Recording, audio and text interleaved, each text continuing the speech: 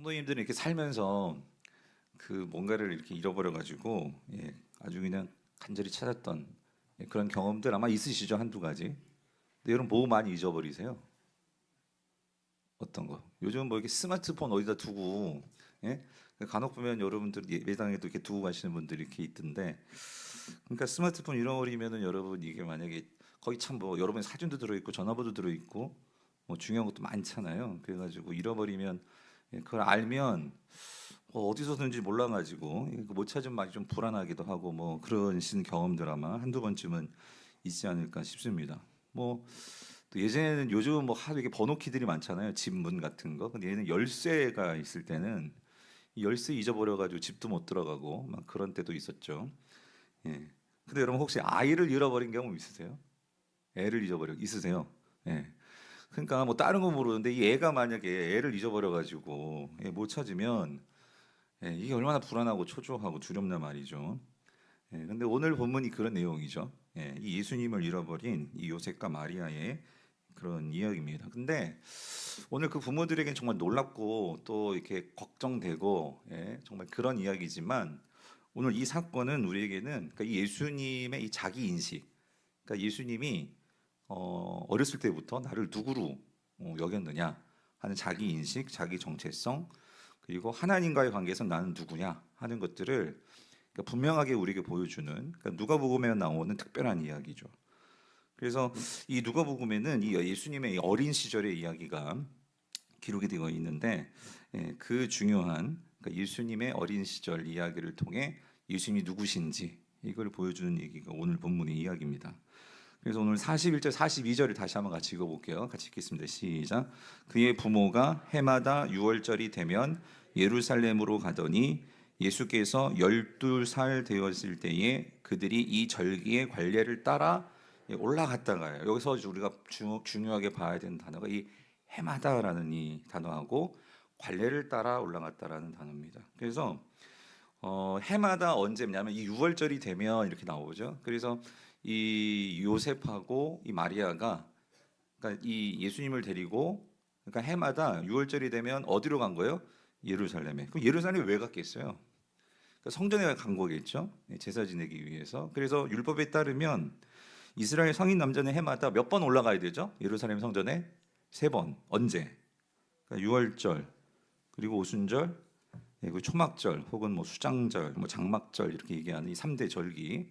그래서 이때는 의무적으로 남자 성인은 반드시 예루살렘에 가야 돼요. 그러니까 이 말은 그러니까 어디 살든지 이스라엘 어디 살든지. 근데 뭐 예루살렘에 가까이 살면 뭐 가기 좋겠죠. 근데 뭐 예를 들어서 우리나라로 따지면 뭐 부산에서 이렇게 서울 올라오는 거하고 뭐 저기 경기도에 있는 뭐 그런 뭐 안성이든지 아니면 뭐 수원이든지에서 서울 이건 차원이 다른 얘기죠. 그러니까 사실은 이 예루살렘의 그 이스라엘 이 성인들이 그러니까 그 예루살렘에 한번 이렇게 올라간다는 일이 특히 먼 곳에 살고 있는 이스라엘 백성들이 말이죠. 이거 쉬운 일은 아니었어요. 그래서 사실은 율법에는 세 번 올라가라고 했지만 여러분 어떨 것 같아요? 세 번 다 올라갔을 것 같아요? 그런 분들도 계시지만 한 번 올라가면 잘 올라갈까? 사실 그랬단 말이죠. 또 오늘 금요 성령 예배 나오신 분들 잘하셨지만, 그러니까 이게 직접 온다는 게 쉬운 일이 아니란 말이죠.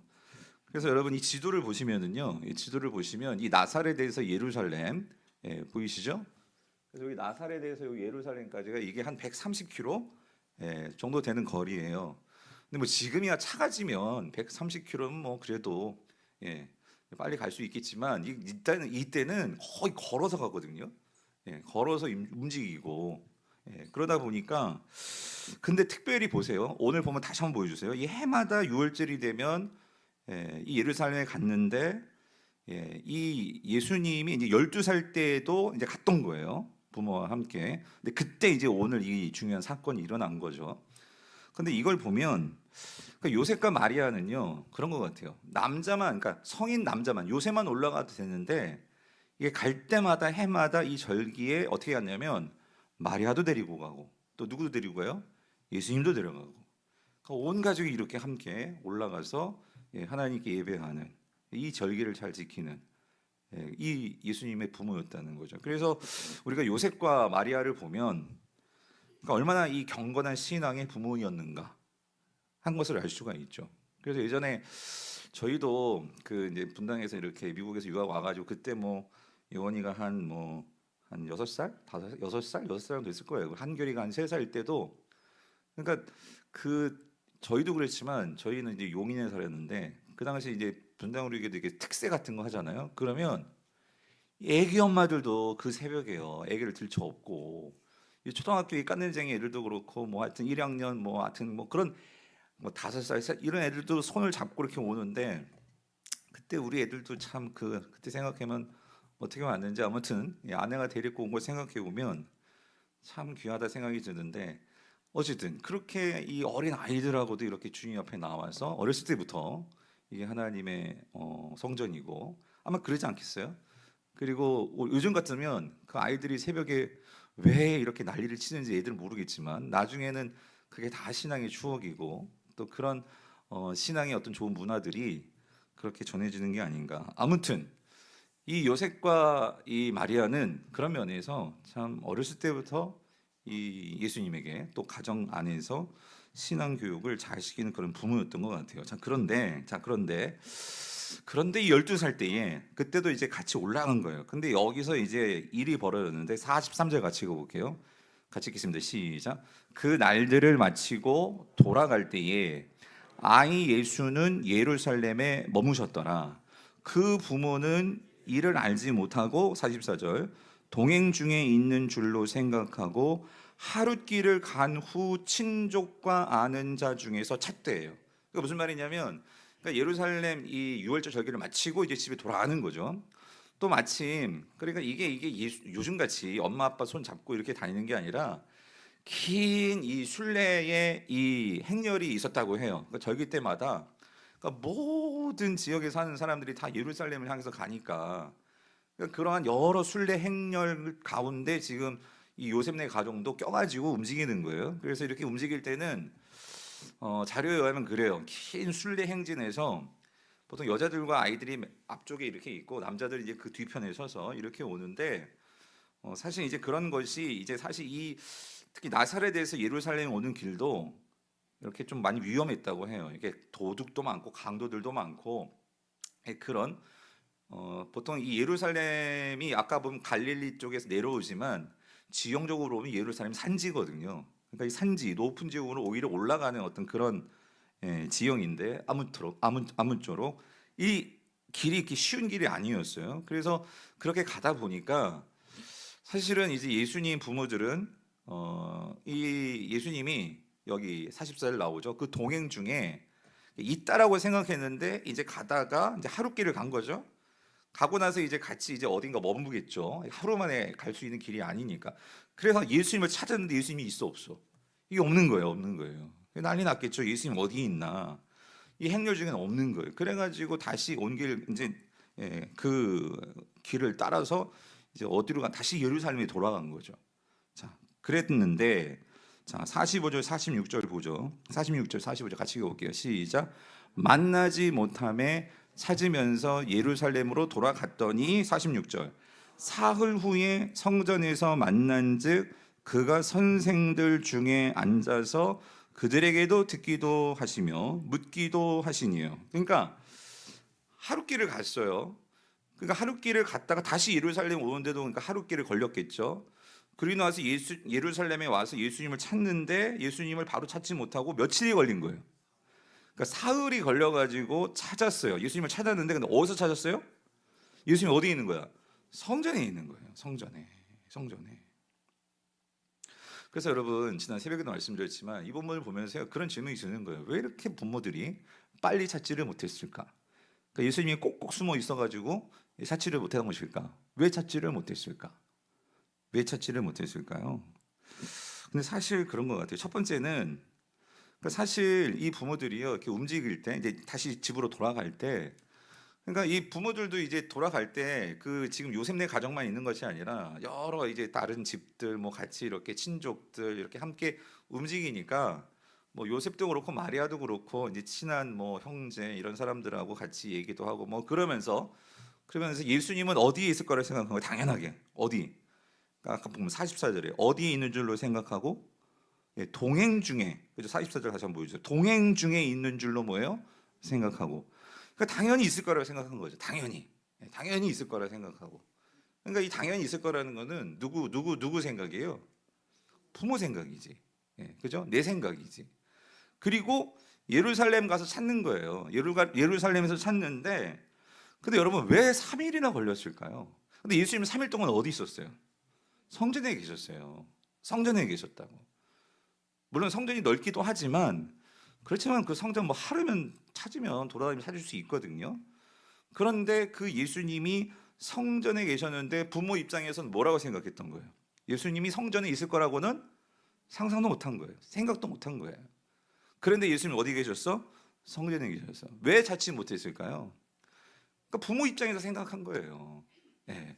부모 입장에서 예수님이 성전에 있을 거라고는 생각을 못했던 거죠. 근데 여러분, 우린 뒤에서 이제 보게 되겠지만, 예수님은 왜 성전에 있었죠? 그 성전은 누구의 집이에요? 하나님의 집이에요. 그죠? 정확한 성경의 표현, 내 아버지 집이에요. 예. 그 아버지 집에 있었어요. 예수님은 누구세요? 하나님의 아들이시잖아요. 그럼 그 집에 있는 게 당연하죠. 예수님에게는 그 하나님의 집은 자기 집이에요. 그런데 부모들은 거기까지 생각 못하고 어린 아이니까, 내가 키운 아이고 내 생각에서 생각을 한 거예요. 그러니까 결국은 한 번에 찾지 못하고 3일이나 걸렸다, 그 소리예요. 사랑하는 성도님들, 참 이게 오늘 우리에게 보여준 많은 시사점이 있는 것 같아요. 뭐냐면, 우리에게 적용한다면 사실 우리가요, 예수님과의 관계에서도 그렇고 어떤 누군가의 관계에서도 그렇고 부부 관계도 그렇고 아이들과의 관계도 그렇고 교회 안에서도 그렇고, 우리는요 그게 그럴 수밖에 없기도 해요. 우리는 이 자기 중심적인 죄가 있기 때문에 항상 누구 입장에서 생각해요? 내 입장에서 생각한 거예요. 그러니까 내 입장에서 생각하니까 상대방하고 생각과 다를 때 우리는 서운한 감정이 드는 거예요. 왜 내 마음을 몰라줄까?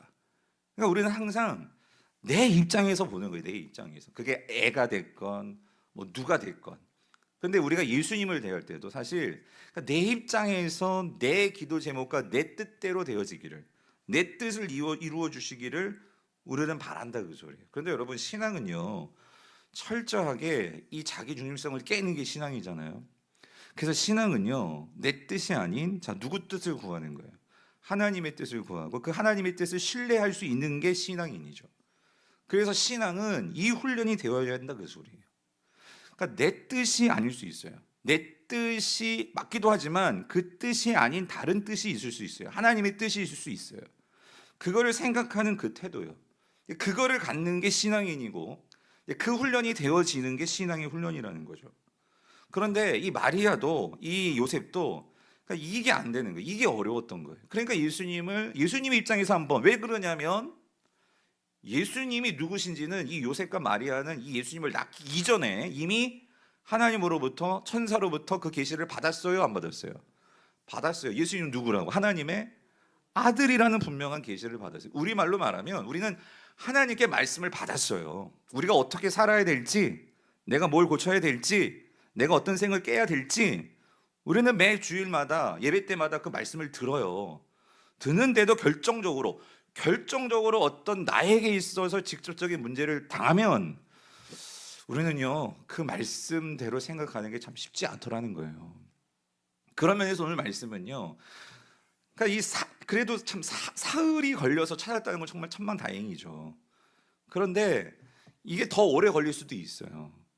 그렇지만 오늘 우리가 이 말씀을 통해서 우리는 한번 생각해 봐야 될 것은 뭐냐면, 여러분, 어쩌면 여러분들에게도 저에게도 그렇고 항상 나의 삶 가운데 예수님이 있는 걸로 우리는 생각하기 쉬운데, 어떻게 보면 저 여러분들도 예수님을 지금 잃어버리고 있는지도 모르겠어요.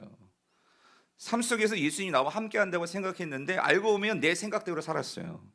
내 생각으로 예수님이 함께 있다고 생각했는데, 여러분 잘 한번 보세요. 어쩌면 예수님을 잃어버리고 그냥 동행 중에 있을 거를 생각하고 내가 신앙생활을 하고 있는지도 몰라요. 있을지도 모른다, 그 소리예요. 그러면서 정말 여러분의 삶에 지금 현재 예수님이 있으십니까? 그러니까 여러분의 삶에 예수님과 함께 계시냐고요. 내가 정말 살아가는 나의 삶의 현장에서, 나의 신앙생활하는 삶 속에서 정말 예수님이 나와 함께 계시냐고요. 그러니까 우리가 우리가 생각해 봐야 된다, 그 소리죠. 그래서 여러분 보세요. 이제 놀라운 모습을 보게 되는데요. 오늘 46절, 47절을 보면은요. 자, 그렇게 예수님이 성전에서 뭐 하고 계셨느냐? 46절, 47절 같이 읽어볼게요. 시작.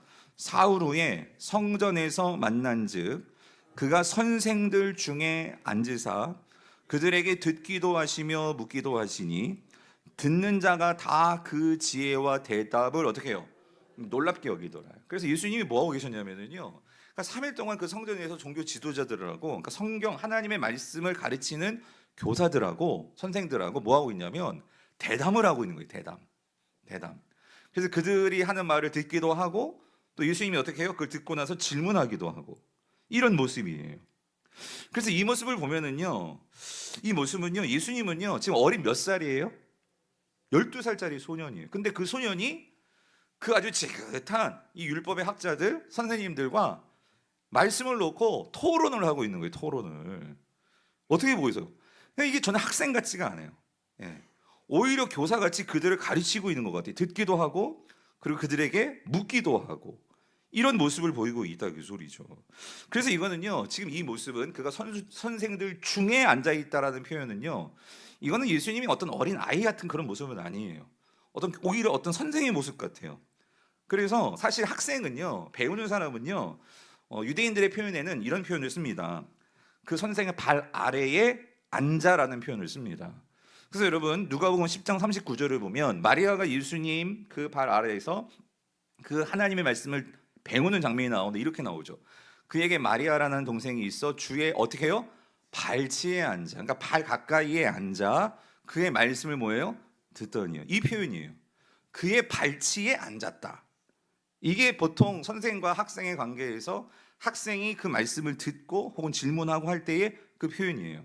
근데 오늘 본문에 보면 예수님은 다시 46절 보여주세요. 어디에 있어요? 그 선생들 어떻게? 중에 함께 앉아있다 이거예요. 그래서 함께 토론이 되는 거예요. 토론이 12살짜리가 율법에 대해서. 그러니 이거를 듣는 자들이 다 듣고 어떻게 해요? 그 지혜와 대답을 어떻게 해요? 어떻게 여겨요? 놀라워하는 거죠. 놀라워하는 거예요. 성도님들 여러분 어떻게 생각하세요? 여러분 놀랍죠? 사실 12살짜리가 이런 놀라운 하나님의 말씀에 이런 지혜를 보이니. 근데 우리는 알죠. 여러분 이 예수님은 인간의 몸을 입고 오셨지만 그 예수님은 본래 요한복음은 분명하게 말씀해 주시죠. 요한복음 1장 14절에서 말씀이 뭐가 되었어? 육신이 되어 우리 가운데 거하시니 그 하나님의 영광으로 충만하셨던 분, 그게 누구세요? 예수님이셨잖아요. 그러니까 이 예수님이 본래 말씀이셨던 분이 인간의 몸을 입고 지금 그들 가운데 있는 거예요. 당연히 그 말씀 그 자체이신 분이 거기에서 그 하나님의 말씀을 가지고 이야기를 나누니 여러분 어떻겠어요? 그 진짜 오리지널이 있는데 여러분 그 아무리 율법을 전문적으로 안다고 하는 사람이 어찌 예수님의 그 지혜를 당해낼 수 있겠습니까? 그러나 성도님들 예수님은요 100% 인간이셨지만 또한 100% 예수님은 하나님이시죠. 여러분 아멘이십니까? 그 예수님의 지혜가 지금 드러나고 있는 거예요. 그 말씀이신 그 예수님이 그들 가운데 있는 거죠. 그래서 그거에 놀란 거예요. 자, 근데 48절을 볼게요. 48절에도 보면 이런 표현이 나옵니다. 우리가 47절과 좀 비교해 보려고 제가 앞에도 47절 넣었는데 48절을 읽어볼게요. 시작.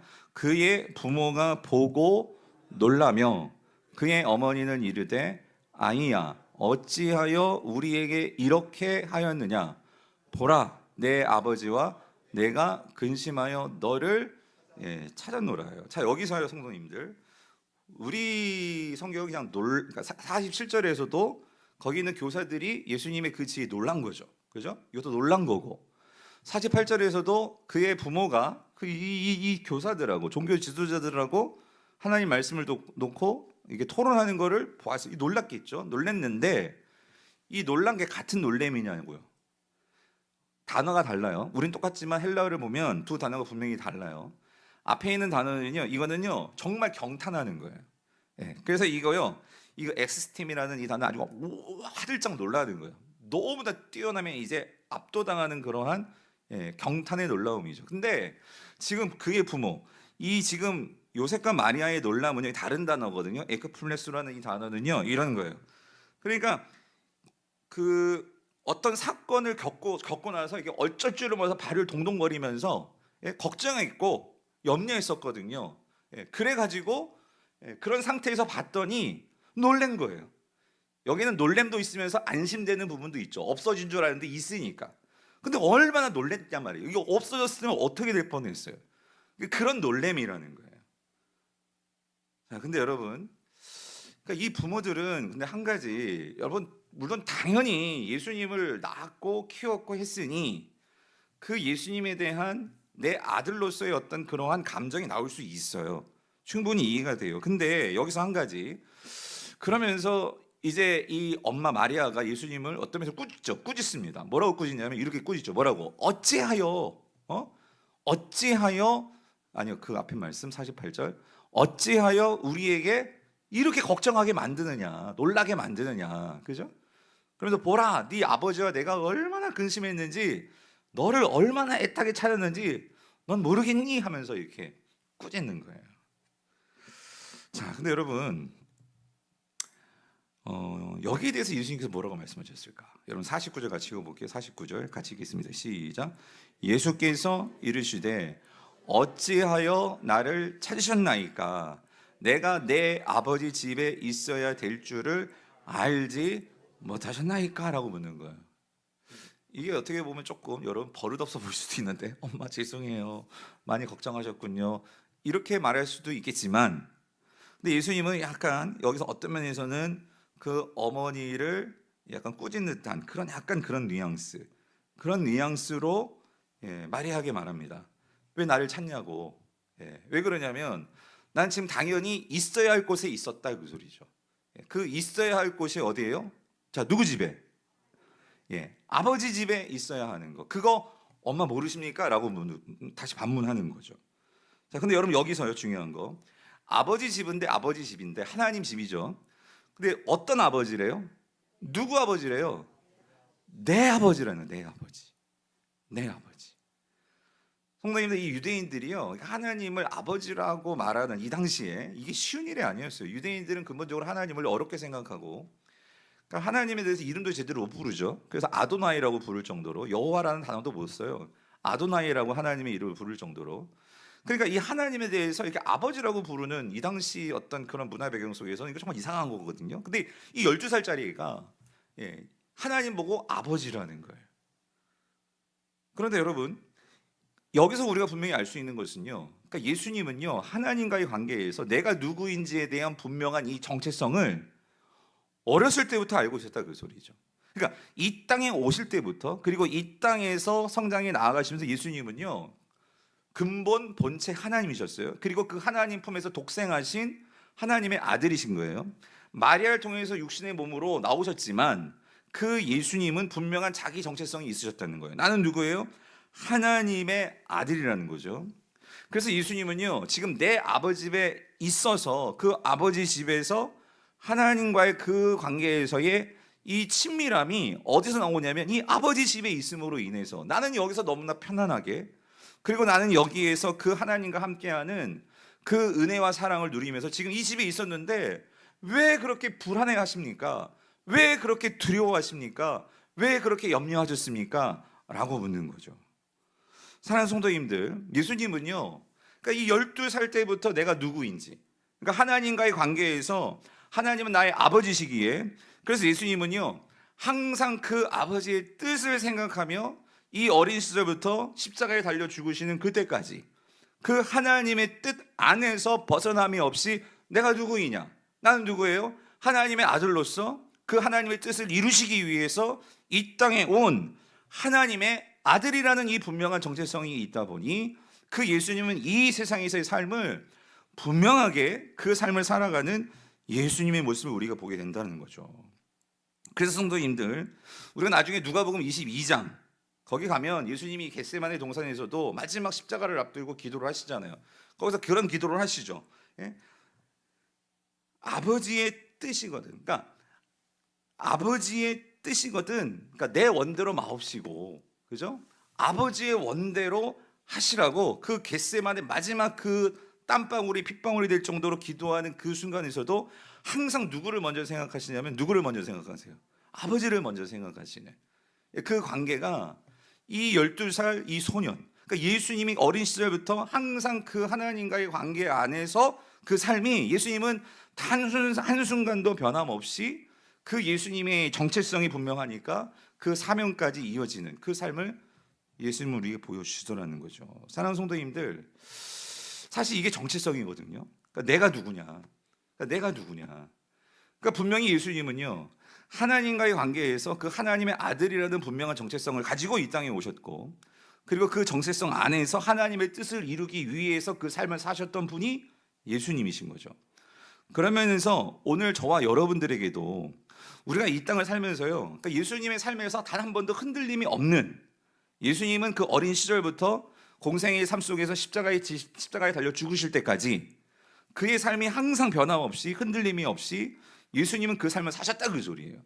그런데 우리가 그런 삶을 살 수 있는 예수님의 분명한 이유를 하나 찾으라면, 오늘 이 12살 이 어린 소년이, 여러분 어떤 면 생각해 보세요. 애들에게 있어서 부모님이 안 보이고 부모님이 나를 버리고 갔다 생각하면 그게 가장 불안하고 떨리는 일 아니에요? 근데 예수님은 내가 누구의 아들이에요? 하나님의 아들이라는 이 분명한 정체성이 예수님에게 있을 때, 그 성전은요, 예수님에게는 가장 편안한 곳이었고, 그 예수님에게는 가장 안식이 되어지는 그곳이 바로 성전이었다는 거죠. 그런 면에서 오늘 저와 여러분들에게도 오늘 이 예수님의 모습 속에서 우리가 한번 우리를 점검해 볼 건 뭐가 있냐면요, 여러분에게도 이 분명한 자기 정체성이 있냐, 그 소리예요. 내가 누구인지에 대한 분명한 자기 정체성이 있느냐, 이것이 있으면 여러분 나이에 상관없이 나의 삶이 견고하게 흔들리지 않고 나아갈 수 있다는 거예요. 세상적으로 볼 때도 그래요. 여러분 지난 8일에요. 여러분 이 뉴스 다 들으셨을 거예요. 그 세계적인 발레 대회가 있더라고요. 이 로잔 발레 콩쿠르에서 이번에 이 16살 이 박윤재라는 이 소년이, 사진 하나 제가 이거 보셨어요?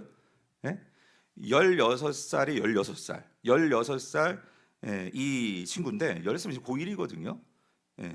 이 친구가요, 그러니까 한국 발레리노로서, 그러니까 뭐 강수진 이런 여러 여자 이 발레리나는요, 좀 이런 콩쿠르에서 어린 나이에 수상도 했는데 한국인으로 최초예요, 최초. 남자 발레리노가 이 콩쿠르에 나가지고 최우수상을 받은 거예요.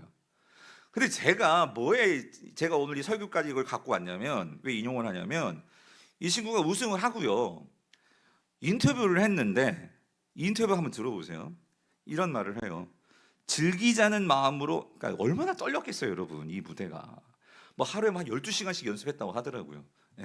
근데 즐기자는 마음으로 무대에 섰기 때문에 떨지 않고 잘 해낼 수 있었던 것 같습니다. 이 즐기자는 마음이요. 야, 콩쿨 같이 여러분 인생에서 중요한 인터뷰를 앞두고 그 인터뷰를 하는데 떨지 않고 즐기자는 마음으로 이게 가능한. 근데 이 친구는 즐기자는 마음으로 콩쿨에 나갔대요. 그래가지고 완벽해야 한다, 잘해야 한다 생각했다면 감정 표현도 안 되고 긴장했을 것 같아요. 그냥 준비한 걸 보여주자고 생각했습니다. 연습했던 방식을 후회하지 않고 의심하지 않고 앞으로 나갔으면 했어요. 발레가 좋아서, 여러분, 발레가 좋아서 발레를 하고 있다는 걸 무대에서 잊지 않았으면 했어요. 얘는요, 이거예요. 얘 정체성은 뭘까요? 발레예요, 발레. 발레가 좋으니까 12시간 동안 춤추고 하는 게 가장 좋은 거예요. 가장 즐거운 거예요. 그래가지고 이게 16살, 16살? 이 16살 친구가 이런 말을 해요. 벌써부터. 가장 해보고 싶은 역할은 돈키호테의 바질 역할을 해보고 싶어요. 이게 무슨 역할인지 모르겠는데 그 다음 설명이 참 감동이 돼요. 뭐라고 하냐면, 열정적이고 에너지가 넘치잖아요. 왕자의 우아함도 좋지만 야생적이고 강한 에너지를 발레로 표현해보고 싶습니다. 야, 이 16살짜리 애가, 그러니까 내 인생에서 뭐로 내가 즐기고 내가 정말 나 자신을 드러낼 수 있는 나의 정체성이 뭔지를 발견한 거죠. 발견한 거예요. 성도님들, 나이가 많고 적고가 아니고요, 그러니까 내가 나의 정체성이 뭔지를 아니까. 16살 고1이거든요. 고1은 우리 집에도 있거든요, 여러분. 16살 애가요, 내가 뭘 위해서 살아야 하는지, 내가 뭐가 즐거운지를 그걸 발견하니까요. 그러니까 사실 그러면 찔리기도 했어요. 뭐냐면 사실 우리 부모 된 입장은 얘가 뭘 좋아하는지를 발견해 주는 게 부모 입장이잖아요. 그러면서 나는 과연 우리 한결이가 뭘 좋아하는지 잘 알고 있나 그런 생각이 또 찔리기도 하더라고요. 그러니까 뭐냐면은요. 그거를 발견하니까 얘가요. 모든 것이 여기에 완전 삶이 거기에 다 걸리게 되는 거죠. 자, 근데 여러분 세상에서도 내가 좋아하는 거를 이 발레와의 관계에서 얘는 그걸 만난 거예요. 만났을 때의 얘 인생이 다른 것이 즐거운 게 아니라 그거로 하나로 단순해졌어요. 그런데 여러분 성경은요 우리에게 말씀해 주십니다. 그러니까 어떤 무슨 직업과 관련된 내가 좋아하는 이런 일 말고도요 더 중요한 근본적인 여러분 그거 아세요? 그러니까 하나님께서 저와 여러분들을 오늘 이 순간까지 내가 나이를 먹도록 하나님께서 왜 나를 아직까지 살려두셨나? 나를 왜 남겨놓으셨나? 나의 남은 삶을 어떻게 살아가야 될지 내 삶이 분명한 이 하나님의 뜻, 하나님의 목적. 여러분 이게 있으면 나의 삶에서요 내가 어디에 있든 내가 홀로 있든 내가 뭐 어느 곳에 있든 여러분 그거 별로 중요하지 않아요. 그것이 분명하면 내 삶이요 명쾌해지고요. 그리고 삶에서 정말 진정한 기쁨과 나의 삶의 분명한 목적에서 나에게 주는 이 존재의 기쁨이 우리의 삶을 끌고 가는 가장 큰 행복이 될 수 있다 그 소리입니다. 여러분 아멘이십니까? 우리가 신앙생활 하면서 하나님과 관계를 맺어야 되는 것은요 하나님은요 저와 여러분들을 만드신 분이십니다. 아멘이십니까? 그리고 저와 여러분들을 이 세상에 보내주신 분이십니다. 아멘이십니까? 그렇다면 하나님의 그 뜻이 있지 않겠냐고요. 하나님께서 저를 이 강부르게 지금까지 남겨놓으신 세워놓으신 뜻이 있으니까 여러분이 그것을 뜻을 알고 따라와 주시는 거 아니겠어요? 제가 여기서 내가 왜 있어야 되는지, 내가 왜 강단에 서야 되는지, 내가 왜 목회를 해야 되는지 이게 분명하지 않으면 이 소리에 휘둘리고 저 소리에 휘둘리고 내가 힘들면 아이고 내가 그냥 때려치지 뭐 아유 뭐 이런 생각 들지 않겠어요? 저라고 왜 그런 게 없겠어요? 여러분 그런 거 없어요? 살면서 내가 왜 이 일을 해야 되는지, 내가 왜 이런 삶을 살아야 되는지 아유 정말 때려치고 싶다 여러분 그런 생각 들 때 있지 않으세요? 그런데 여러분 하나님께서 그럼에도 불구하고 하나님께서 왜 나를 여기다 두셨고 하나님께서 나에게 무슨 기대를 가지고 계시고 하나님께서 뭘 원하시는지 하나님과의 관계에서 분명한 그 뜻을 갖고 계시면 이 16살 아이도 12시간은 그렇게 매일 연습하면서도 그걸 즐거워하는 거예요. 저는 그렇게 믿어요 여러분. 하나님과의 관계에서 나이가 많고 적고가 중요한 게 아니라 내가 지금 무슨 큰 좋은 집에서 살고 좋은 직장에 다니고 있고 그것도 중요하겠지만 중요한 건 여러분 하나님과의 관계에서요 오늘 하나님의 나를 통해서만 여러분을 통해서만 나타낼 수 있는 그 하나님의 뜻을 여러분이 알고 계시냐고요. 그거를 아는 인생과 그거를 모르는 인생은 왜냐하면 여러분 우리는 지금 누구를 향해서 지금 내 인생길이 지금 달려가고 있죠? 하나님을 향해서 달려가고 있습니다. 우리는 하나님 앞에 서는 날이 있습니다. 그리고 그 하나님을 반드시 그 하나님의 심판대 앞에서 우리는 이미 하나님께서 예수 그리스도를 믿음으로 하나님이 자녀되게 하셨잖아요. 여러분 아멘이십니까? 그러면 하나님은 그걸 보실 거예요. 오늘 하나님의 자녀들로서 우리가 어떤 삶을 살아왔는지에 대한 여러분 반드시 결산은 있습니다. 착하고 충성된 종이라고 칭찬하시는 하나님의 그 마지막 그 순간은 반드시 있습니다. 그렇기 때문에 성경에는요 상급이라는 단어가 나오는 거예요. 그게 진짜 무슨 금 면류관을 씌워 주실지 아니면 무슨 금 목걸이를 걸어 주실지 모르겠어요. 성경에는 그 당시 이 왕정 시대 속에서 왕의 면류관과 승리했을 때 어떤 승리의 면류관과 이런 걸 씌워 주시니까 그런 면류관의 이미지가 담겨 있지만 그렇지만 정말 면류관을 씌워 주실지 무슨 금 한 돈씩 주실지 무슨 모르겠어요. 목걸이를 주실지. 근데 중요한 건 성경은 뭘 분명하게 얘기하시냐면 뭐가 있어요? 상급이 있다. 그 상급을 갖고 여러분 차등 지어주고 그 얘기가 아니고요. 성경은 분명하게 이렇게 말씀하십니다. 너희들이 이 땅에서 예수 그리스도를 위해서 살고 그 뜻을 이루게 산 그 삶에 대해서는 결코 헛되지 아니한다. 여러분 그게 있다 그 소리입니다. 그게 있다. 네. 헛되지 아니하리라. 고린도서 15장 맨 마지막 절 보세요. 헛되지 아니하리라. 네. 사랑하는 성도님들 오늘 예수님께서요 우리에게 보여주시는 거예요. 예수님은요 그게 분명했어요.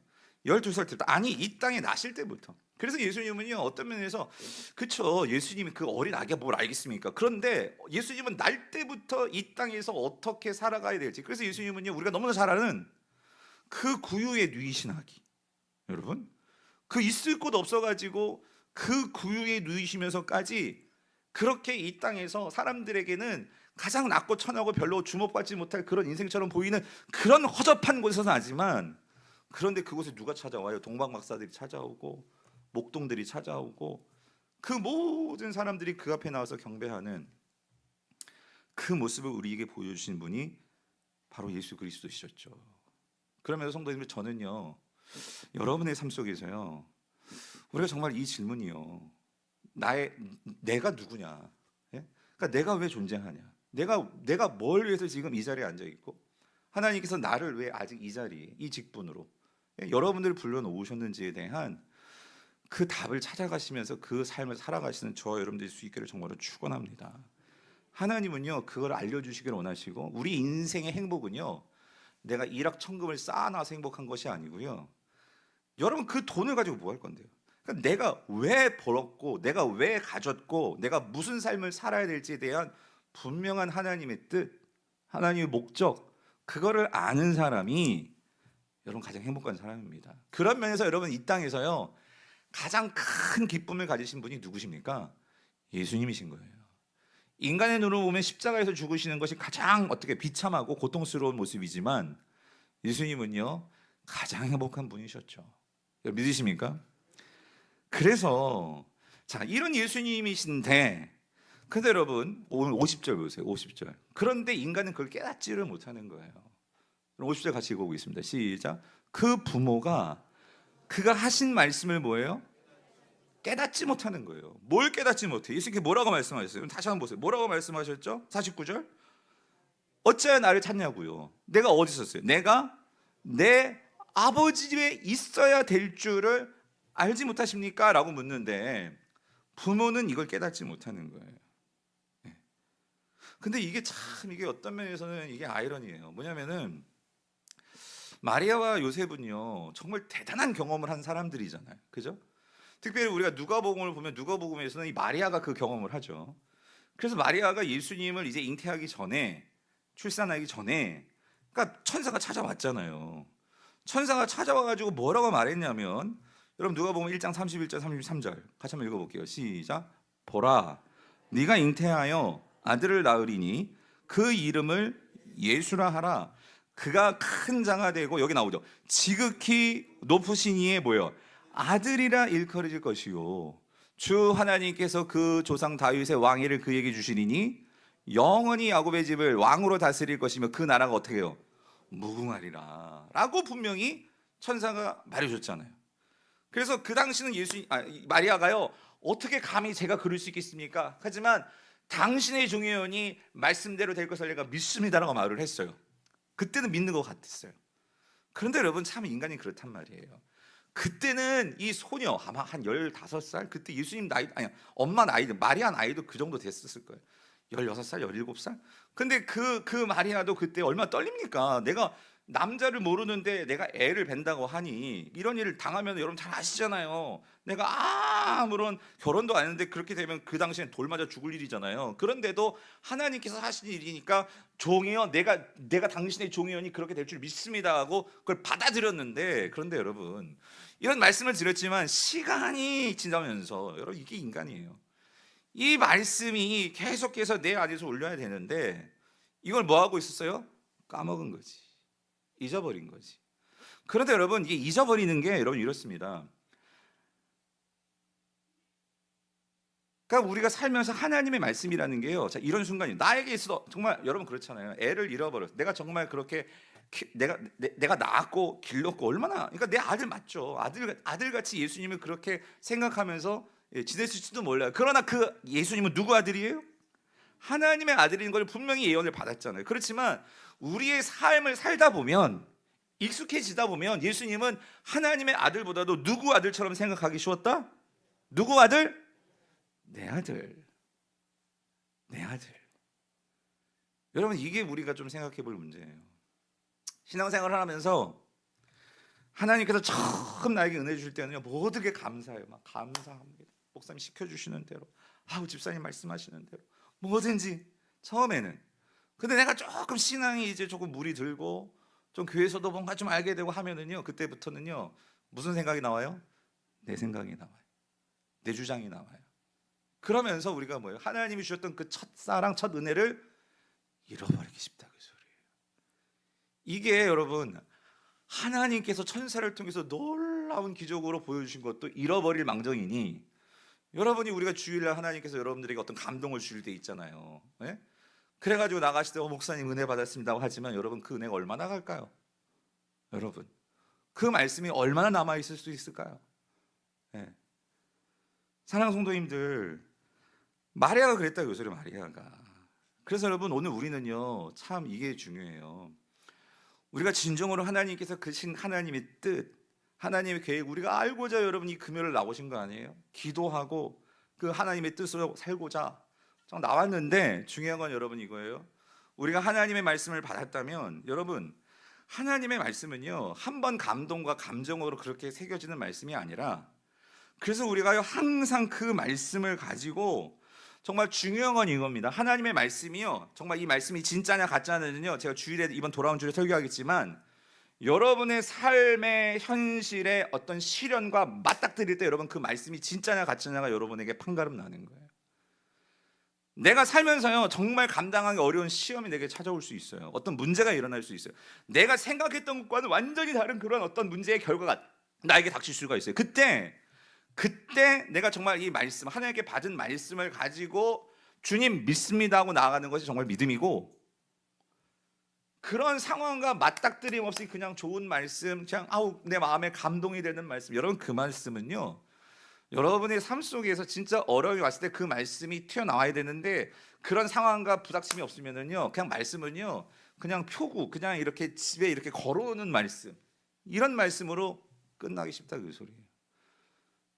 여러분이 정말 복음을 전파하라. 이제 3월 달부터 본격적으로 이 비전과 관련해서 우리의 모든 사역들이 진행되겠지만, 그러니까 실질적으로 정말 여러분들이 복음을 전파를 했으니까 삶 속에서 진짜 한번 우리 교회가, 목사님이 정말 기도하면서 이 교회 어떤 8년의 계획을 가지고 기도하면서 받은 목표니까 내가 어떻게든지 삶 속에서 한번 전도해버리라, 전파하리라, 그런 결정을 가지고, 여러분도 그게 남편이든 애가 됐든 한번 부딪혀보고, 맨날 거부하지만 그런 내가 직장에서 만나는 사람들에게 정말 복음을 전하고 그렇게 살아야지 하고 한번 부딪혀보지 않는 이상은, 여러분 정말 이 하나님 말씀이 얼마나 나의 삶 속에서 나를 변화시키는 말씀으로서 여러분이 그렇게 작동되지 않으면은요 그냥 또 잊어버리는 거예요.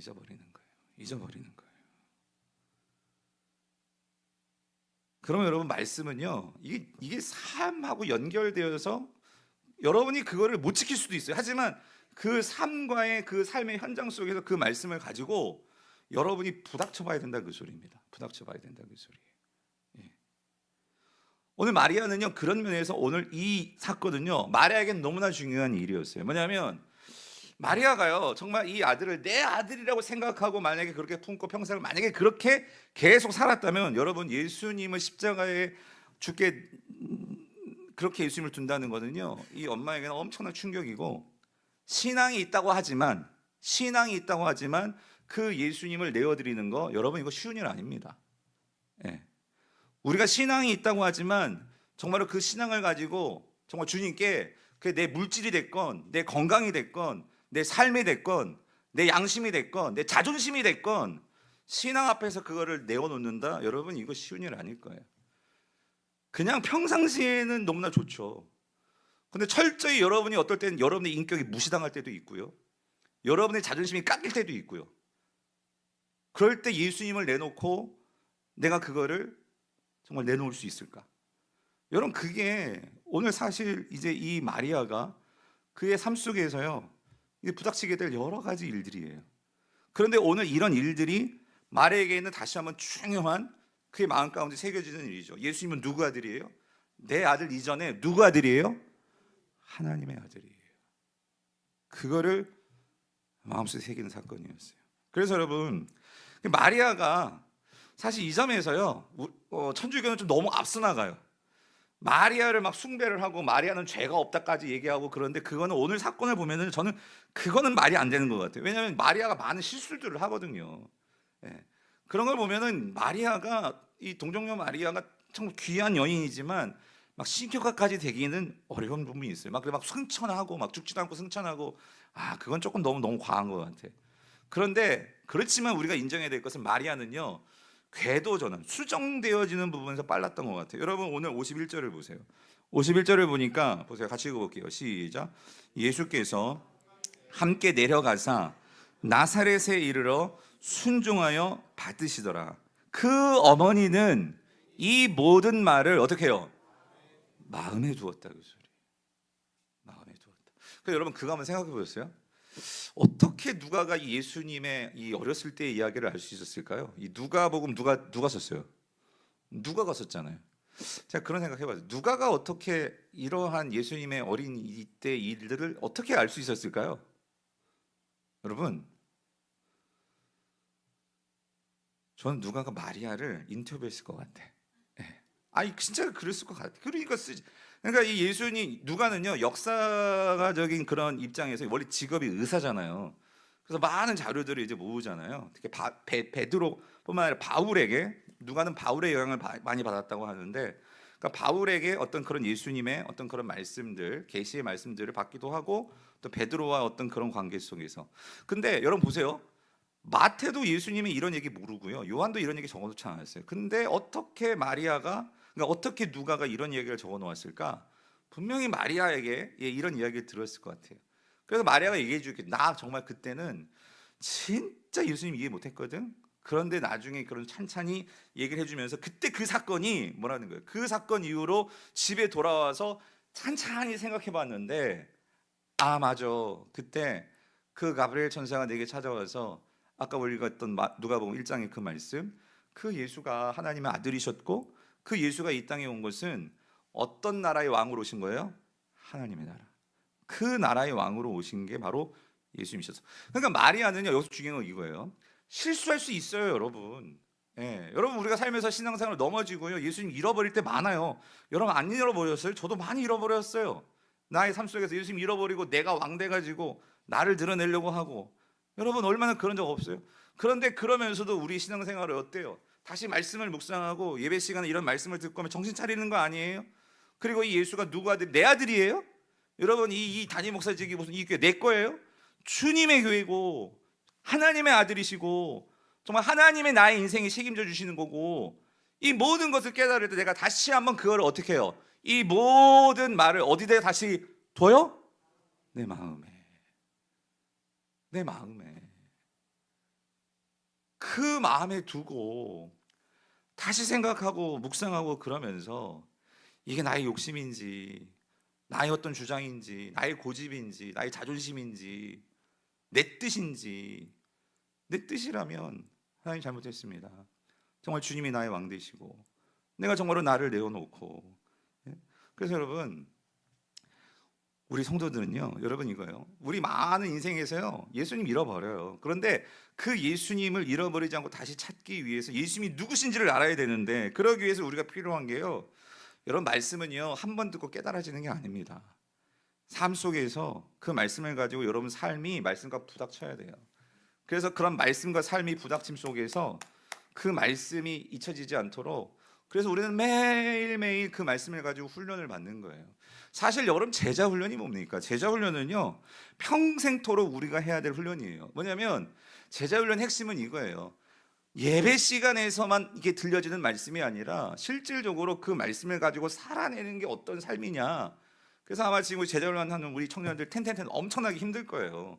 그런데 그거를 힘들지만 그걸 알면서도 지키려고 애를 쓰고, 그래서 말씀을 가지고 내 하루를 조명해보고 그렇게 시작하고 또 하루를 정리하고, 이런 것들을 힘들지만 그거를 하면서 지금 말씀을 내 마음에 두려고 애를 쓰는 그런 훈련이 있을 때, 그럴 때 여러분이 살아가면서 지금보다도 훨씬 더 큰 어려움을 만났을 때, 여러분 인생에서 내가 감당할 수 없을 것 같은 엄청난 그런 큰 어려움들을 만났을 때, 그때도 힘들어요 그걸 극복해내기가. 근데 그러한 말씀을 가지고 살아낸 어떤 신앙의 근력, 신앙의 어떤 근육, 그런 마음에 어떤 하나님의 말씀이 차곡차곡 쌓여진 이러한 이 말씀의 층이 있을 때 여러분이 내 인생에 뭔가 큰 바위가 떨어져도 여러분 흔들리지 않는다 그 소리예요.